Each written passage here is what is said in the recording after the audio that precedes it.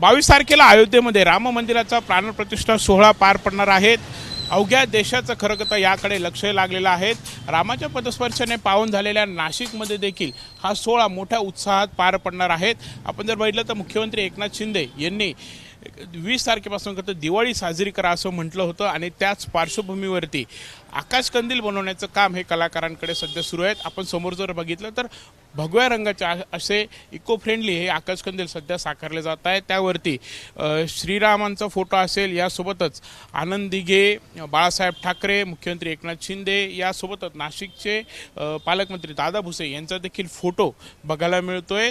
खरं तर म्हणजे नाशिकचा विचार केला तर नाशिकचं वातावरण हे खरं तर भक्तिमय तर राममय झालं असंच म्हणावं लागणार आहे। काराम मंदिरामध्ये देखील दिवाळी ही साजरी केली जाणार आहे। मंदिरांमध्ये राम भक्त असतील, आपल्या घरी आकाशकंदील हे लावत, दिवे हे लावून अशा प्रकारे सोहळा जो आहे तो साजरा करणार आहेत।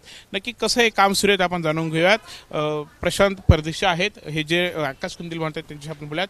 काय सांगाल, कसे बनवले जातात आकाशकंदील? दिवाळीच साजरी होणार आहे। दिवाळीमध्ये ज्या पद्धतीने आपण आकाशकंदील बनवतो, आमच्या इथे पारंपरिक पद्धतीने आकाशकंदील तयार होतात। यात लाकूड, कपडा याचा वापर होतो आणि ज्या थीमवर आपण आकाशकंदील बनवणार असतो त्या थीमप्रमाणे होतं।